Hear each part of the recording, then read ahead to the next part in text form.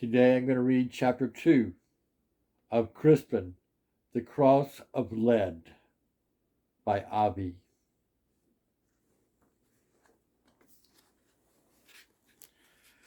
Long past the hour of compline, the last prayers of the night, a sound aroused me to a confused state of wakefulness.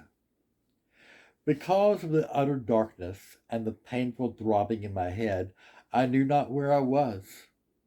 Though unable to see, I could smell the air and realize I wasn't at my home. Nor was I in the fields where I often slept with the ox. Only when I sniffed again did I become sure of the woodland smells and cloying air. The rain had ceased, but it was as if night itself had begun to sweat. Then, in a burst, I recalled my mother's death and burial, my leaving the cemetery and the priest, my plunge into the woods. I remember tripping, falling. Putting a hand to my forehead, I felt a welt and a crust of hardened blood. Though my touch made me wince, the pain banished the remaining dizziness. I realized I was in the forest and lost. My tunic was cold and wet. Lifting my head, I looked about. Midst the tangle of trees, I saw a flickering light. Puzzled, I came up on my knees to see better. But save that flame, all was murk and midnight mist, and silence lay as thick as death.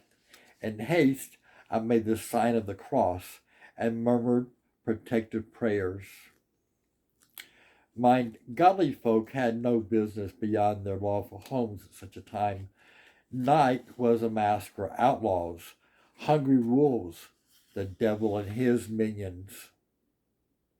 Then who or what, I asked myself, had caused the sound that had brought me to my senses?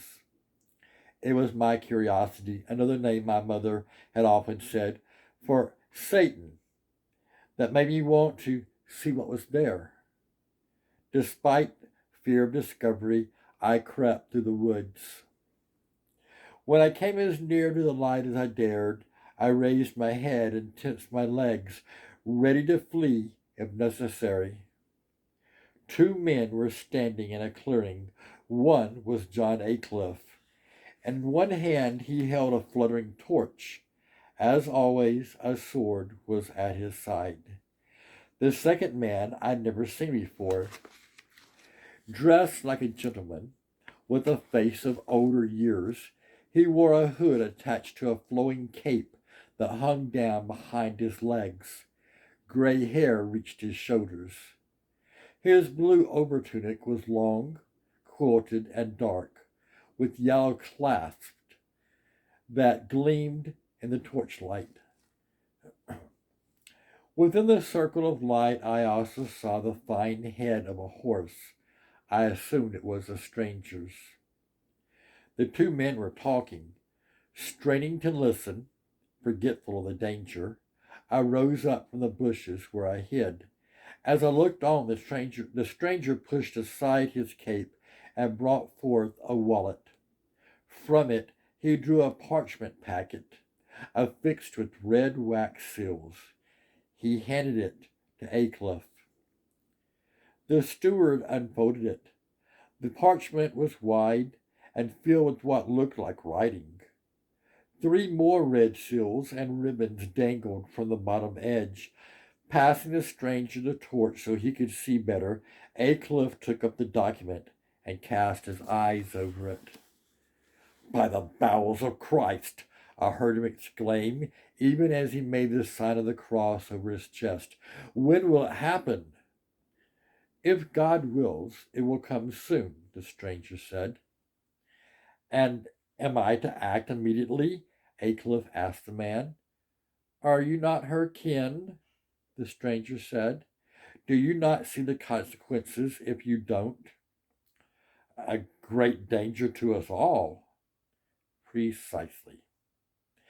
There could be those who will see to it so and act accordingly. You'll be placed in danger too. As if frowning, Aycliffe began to fold the document. He turned away. When he shifted, he saw me. Our eyes met. My heart all but stopped. Asta's son, Aycliffe cried, the stranger whirled about. There, the steward shouted, pointing right at me. Throwing the document aside, he snatched back the torch, drew his sword, and began to run in my direction. Transfixed by fear, I stood rooted to the spot. Not until he came close to me did I turn and flee. But no sooner did I than I became ensnared in the brambles that caught me in their thorny grasp. Though I struggled and pulled, it was to no avail. I was too well caught. All the while Aycliffe was drawing closer, his face filled with hate.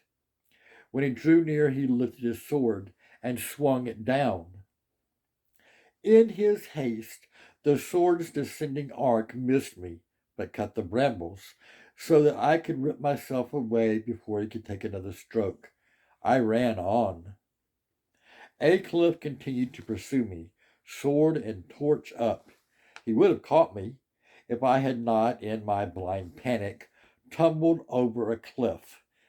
Though of no great height, it took me by such surprise I went hurtling through the air, crashing hard upon my side and rolling farther down a hill. I was stunned, my breath gone, but I had enough sense to roll over and look back. Above me, at some distance, I saw Aycliffe's torch and his face peering down. When I realized he had no idea where I was, I dared not move. When his light finally retreated, did I pick myself up and flee. I ran as far as strength and breath allowed, halting only when my legs gave out.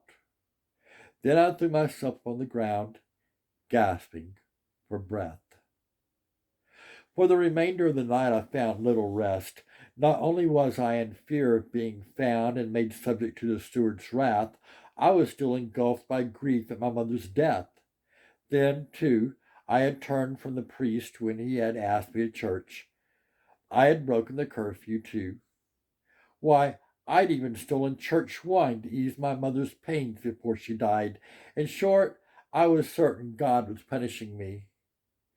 Even as I waited for his next blow, I sought with earnest prayers forgiveness for my sinful life. End of chapter 2.